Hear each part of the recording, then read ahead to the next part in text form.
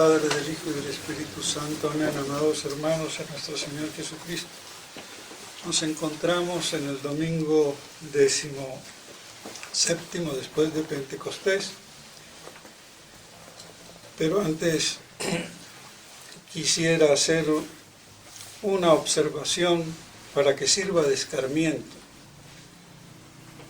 No es posible que los blogs, del corte que sean, se atrevan a conculcar la imagen de Monseñor Lefebvre.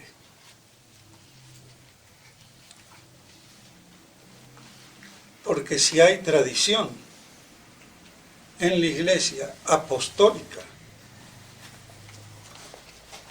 es gracias a Monseñor Lefebvre. De eso no debe de quedar la menor duda. Monseñor Lefebvre y Monseñor de Castromaller. Y no es posible que el blog de Sursum Corda, atrevidamente, con ocasión de la muerte del Padre Checada, que Dios lo tenga en su santa gloria, esperemos. El deseo de la Iglesia es que todos se salven, que todos crean y que todos se arrepientan y nos arrepintamos de nuestros errores y pecados. Pero no es posible que este blog, y no lo nombro porque no firma, no se atreve a poner su nombre, pero de todos modos, el responsable del blog, con eso basta. Que aproveche para denigrar e incluso poner en duda la ordenación de Monseñor Lefebvre y de los que él ha ordenado,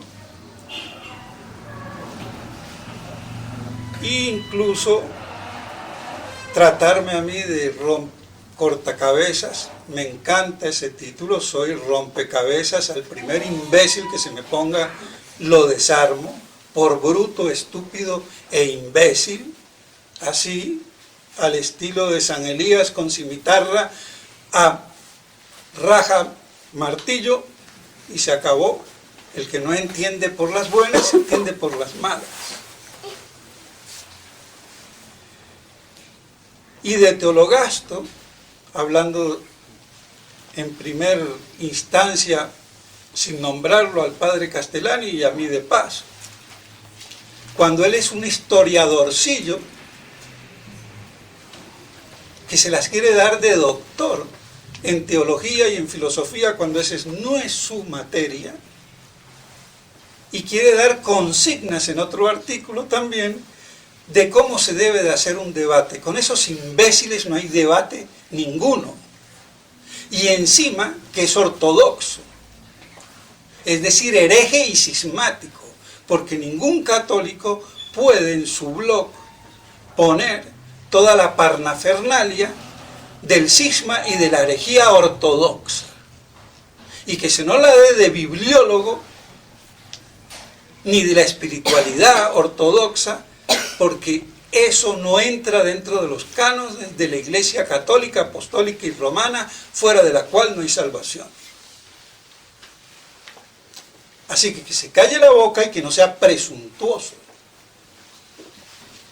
No cumple con lo mínimo de conservar la fe católica, se pone de ortodoxo, aunque si le van y le preguntan dice que no, pero ¿qué hace? Haciéndole propaganda y poniéndolo a la puerta de todo el que ve el blog. ¿Qué es si no? Un apóstata. Pero tan imbécil que no se da cuenta. El idiota, bueno, problema de él. Y para eso le vale la historia. Es que es el colmo. Y encima me amenaza.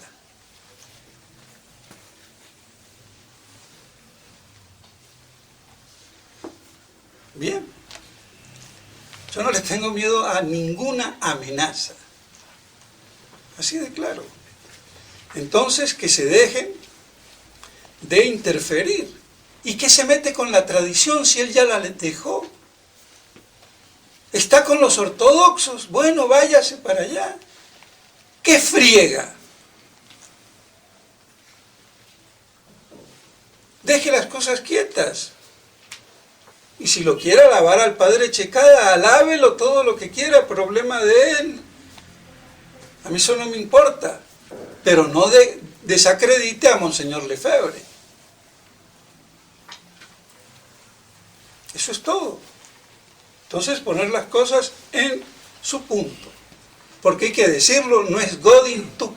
Godin Tuk ha sido una falsificación. Inflada por los, lo voy a decir, los padres de Italia, de Sodalicium, el padre Ricosi y compañía. Porque Gerard de Laurier se hizo ordenar por Godin Tuk. Entonces había que defender esa posición. Y cuando ellos se salieron, no se salieron por ser vacantistas. Yo los conozco muy bien. Fue un año después que vinieron a hablar del tema. Y entonces a endiosar a Godin Tuk. Cuando era un personaje que ordenaba a alguien, como ordenó a los del Palmar de Troya, entre otros, sale un obispo ordenado en el Palmar de Troya, por los que él ordenó, y viene y después lo reordena bajo condición, como si la ordenación que hizo él al Palmar de Troya no fuera válida. ¿Pero qué le pasa? ¿Está loco, chiflado o qué pasa? Es increíble. Y Gerard de Laurier otro. Rezaba por Pablo VI. La estupidez del Socias viene en parte de él, si es que no viene totalmente de Gerard de Laurier. Y él seguía nombrando en el canon al verdadero Pablo VI, porque el que tenía en el Vaticano era el Socias. Ese era Gerard de Laurier. Entonces, ¿qué me vienen a hablar a mí? Y respeten un poco. Porque yo me hago respetar y hago respetar a Monseñor Lefebvre. Otra cosa es que la fraternidad hoy en día se haya desviado. Ese es otro problema. Lo mismo que pasó con la Compañía de Jesús. San Ignacio, un gran santo, pero Acquaviva y los que vinieron, Dios me libre. Así se acabó. Las cosas como son.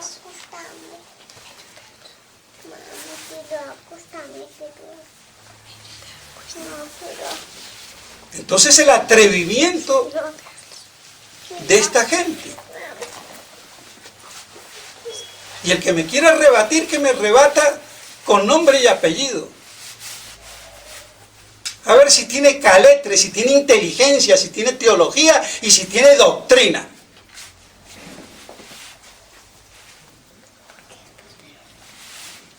Y el que no sabe, que se calle. Punto. Pues bien, lo lamento por el blog Subsuncorda, pero es así. Pues bien, entonces, dejado esto, vemos en la epístola, en la epístola sí, pero no sé si me va a dar tiempo, en el Evangelio de hoy, nuestro Señor en medio de los fariseos y uno, doctor en la ley, ¿qué le pregunta? Maestro, ¿cuál es el mayor mandamiento? Santo Tomás dice una pregunta calumniosa y presuntuosa. Calumniosa porque todo lo que es ley divina es importante y grande.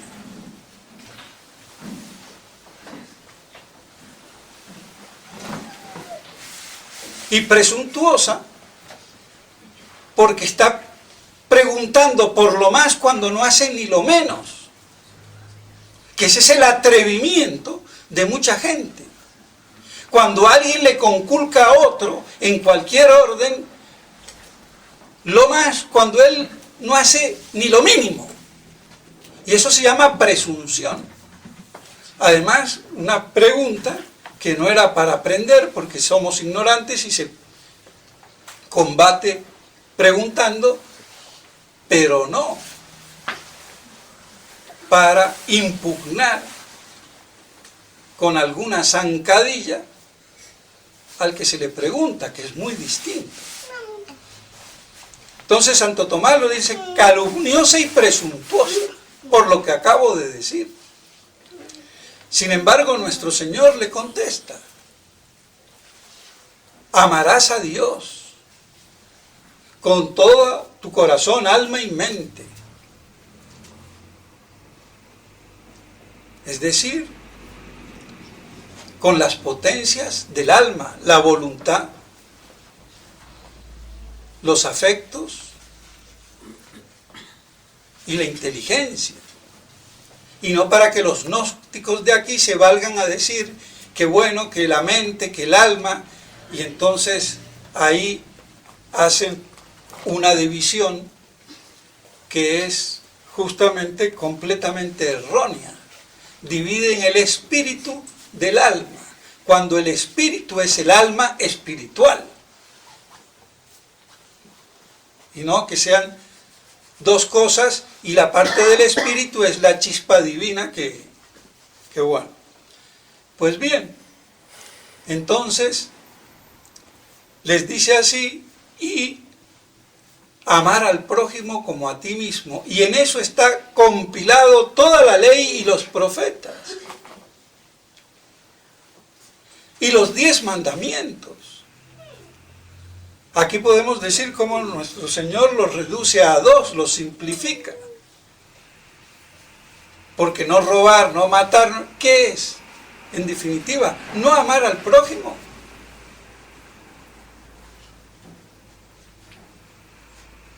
Y qué mayor pecado de no amar a Dios sobre todas las cosas. Que yo ame otra cosa que no sea Dios y por lo tanto efímera, finita, pasajera, o como quieran, poniéndola en el lugar de Dios, que es el fin último de todo lo natural y de todo lo sobrenatural. Entonces por eso se reduce a ese amor a Dios y por amor de Dios, amor al prójimo, a nuestros semejantes que son todos los hombres.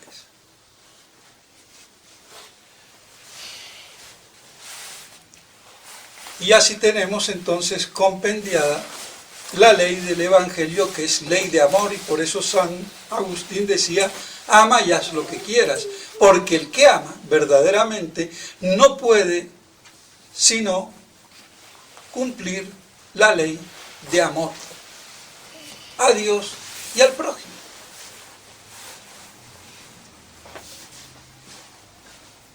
Así de fácil y de sencillo. Difícil es ponerlo en práctica. Y nuestro Señor, que no es lerdo ni perezoso, en medio de todos estos fariseos y doctos, y les hace la pregunta, ¿quién es el Cristo? El hijo de David. Y como entonces David le dice, Señor, pues si es hijo, ¿cómo le va a decir Señor? Y nadie osó, después de eso, hacerle preguntas. Y aquí hay que tener en cuenta la doble generación en nuestro Señor Jesucristo. La eterna, la del Verbo eterno, que procede del Padre Ab Alio, pero infinito, y no avalio finito. Por eso no es suficiente decir avalio para designar los seres creados. El Verbo eterno no es creado, y es avalio, y el Espíritu Santo también avalio ¿de qué? Del Padre, que es la fuente primigenia de toda la Trinidad y de la divinidad, como lo dice Santo Tomás de Aquino.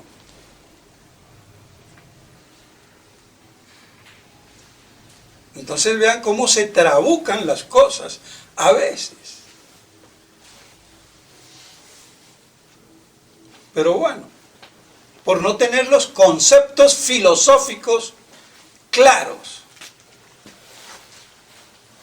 Y entonces, claro, la teología también se ve afectada. Pues bien, entonces, esa generación eterna era la que le hacía decir mi Señor. Pero por la generación temporal, en el tiempo de las entrañas de la Santísima Virgen María, como hombre verdadero, con alma y cuerpo, pero sin ser persona humana, porque la personalidad se la da el ser del Verbo eterno. Entonces es que podía decir que era hijo de David, según la carne, según la descendencia y según su humanidad. Entonces, claro está que por eso podía decirse que era su Señor como Dios eterno y su Hijo por parte de la naturaleza humana. Porque la descendencia real venía de la estirpe de David, tanto de San José y de la Virgen María, que eran primos hermanos, vuelvo a repetir. Pero no voy a explicar ahora, por recordar, esa genealogía que muchos incluso la trabucan y explican cualquier cosa que enredan más las cosas. Pero bueno, entonces así vemos ese doble aspecto, el divino y el humano, en nuestro Señor. Y en la epístola de hoy lo dice Santo Tomás, comentando los Efesios, que es la unidad de la iglesia. Y la iglesia como una unidad semejante a una ciudad que está compuesta, no es una unidad simple, sino compuesta de cosas diversas, pero con una unidad. Y así entonces, por eso, habla de un solo bautismo, de un solo Dios, de una sola esperanza. Porque la ciudad tiene una unidad de gobierno, y en este sentido estamos bajo el gobierno de Cristo Rey. Es la cabeza por antonomasia de la iglesia.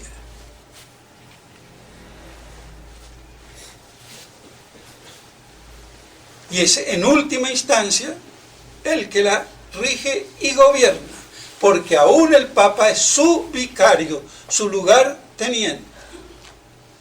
Y por eso se dice que es la cabeza visible. Y de nuestro Señor invisible, pero por tanto decir invisible pensamos que es un fantasma nuestro Señor. No. Y la ciudad tiene también una unidad de ley. Entonces en la iglesia hay la unidad de la ley de la fe. Y entonces por eso habla de una fe, de la ley de la fe. Y también hay una unidad de símbolos o insignias o emblemas, o como fuera, y en la iglesia está los sacramentos como insignias. Pero más que insignias, porque son cosas que nos dan la gracia. Y entre ellas, la principal, el bautismo. Y por eso, un solo bautismo, que abre la puerta a los otros sacramentos. Y hay una unidad de fin en una ciudad. En la iglesia la unidad de fin la da el Dios. Uno y trino. Un solo Dios verdadero en tres personas distintas. Y Dios Padre como fuente de esa Trinidad en Dios. Entonces, por eso, nosotros que somos llamados, convocados, debemos vivir en la unidad del Espíritu, en la Iglesia Católica, Apostólica y Romana, que es una y única, como Dios es uno y único.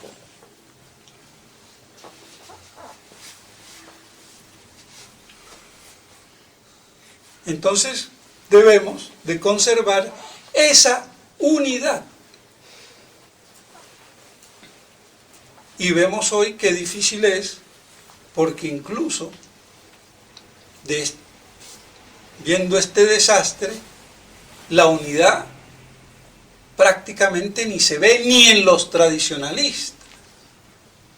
Por eso hay que tener cuidado de no perder el sentido universal de Iglesia Católica,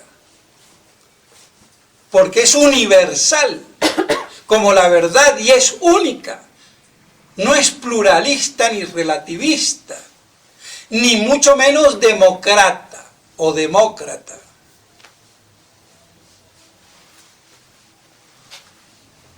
Entonces no olvidar,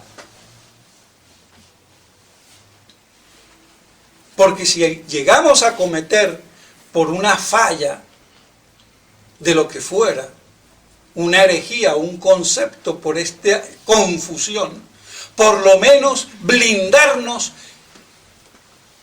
queriendo pertenecer a la única iglesia verdadera, universal, católica, apostólica y romana. Más allá que si discutamos si hay o no hay papa, o si tenemos papanatas.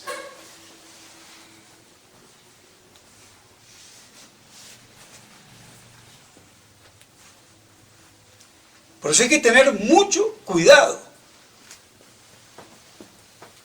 No perder ese concepto eclesiástico, eclesiológico.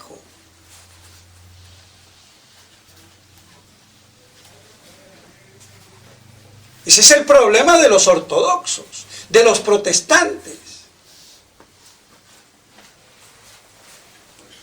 Aunque los ortodoxos tienen más que los protestantes.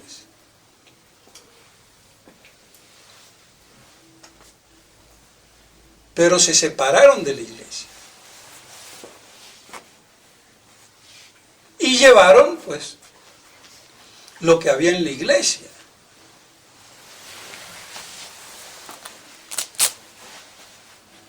Pero eso no quiere decir que no son herejes y cismáticos, objetivamente hablando. Pues si no, no tenemos un concepto de lo que es la Iglesia Católica.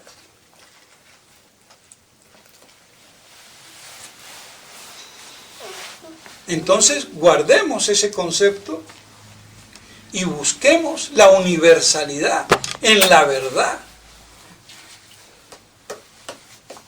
Y entonces así un solo bautismo, un solo Dios, una sola esperanza, un solo cuerpo místico que es la iglesia y un solo espíritu. Y conservando así esa fidelidad, tratar de salvarnos y ayudar a salvar a los demás, porque esta crisis es para hacer perder la fe. Y la gran mayoría de los tradicionalistas están chiflados, o estamos medio chiflados. ¡Oh! Aquí cada curita se cree el gallito del gallinero.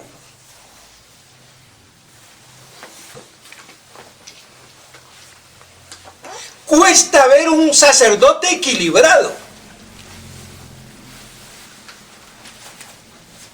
Y docto.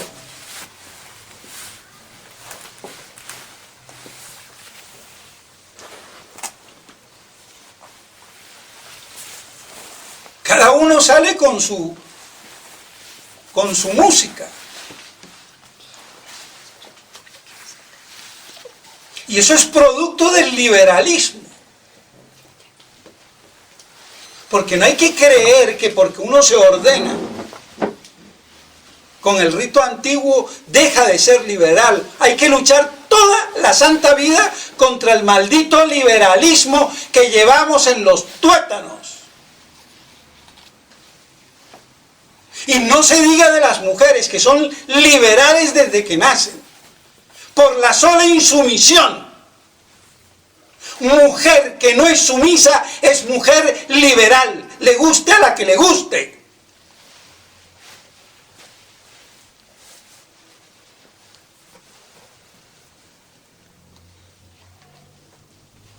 Lamento mucho, y me importa un rábano quedarme con fieles o sin fieles. Lo que no me voy a quedar es tragarme las cosas y no decirlas para que nadie se asuste. Asústese el que se asuste.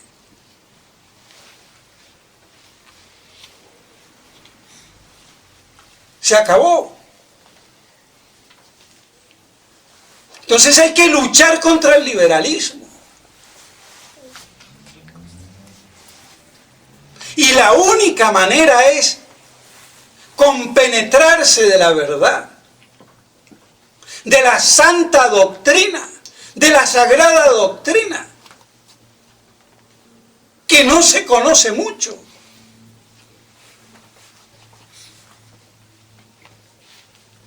¿Qué vamos a contemplar? ¿La televisión, el internet, el cine? ¿La chica de enfrente? ¿La vecina? ¿O vamos a contemplar las verdades eternas de Dios?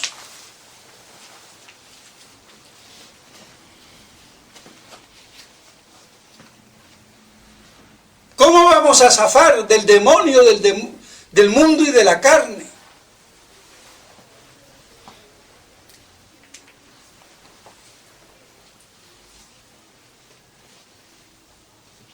Entonces tenemos que reconocer esa miseria añadida que todos tenemos por ser hijos del siglo XX o del siglo XXI.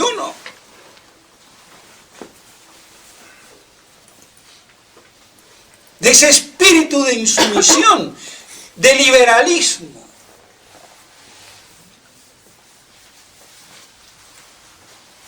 Que en definitiva es el non serviam. No serviré, no me someteré, no agacharé la cabeza. Y bueno, entonces, mis estimados hermanos, que estas cosas nos sirvan y que no nos volvamos locos, ni loquitos, ni imbéciles, de lo que ya tenemos un poco. Pero no es lo mismo querer corregirse, reconocerlo y tratar de enmendarse que seguir en la cantinela. Dale que te pego.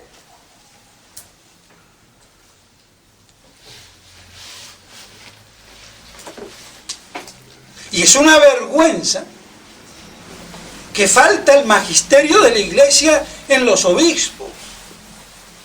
Los obispos no dan cátedra de verdad ninguna.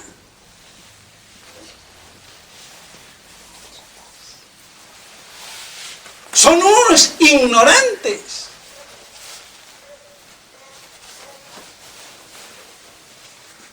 Lamentablemente. Y si no fueran ignorantes, tendrían que hablar como debieran y a dónde vemos. ¿Y de ahí para abajo qué? Entonces, mis estimados hermanos, guardemos ese concepto de unidad universal en la verdad. Y que eso nos haga vivir en paz, aunque tengamos que cortarle la cabeza a cualquier imbécil que se pase de la raya, que por tarugo no entiende. Pero uno vivir en paz, tratando por lo menos de vivir en paz, en la comunión de la Santa Madre Iglesia. Pues que la Santísima Virgen María nos ayude. Porque no sabemos la elongación de esto. No sabemos cuántos serán abreviados. Porque si estos tiempos apocalípticos no son abreviados, ninguna carne se salvaría. Eso no hay que olvidarlo, lo dice nuestro Señor. Entonces, no solamente que no encontrará fe, es que nadie se salvaría. ¿Qué más apocalíptico?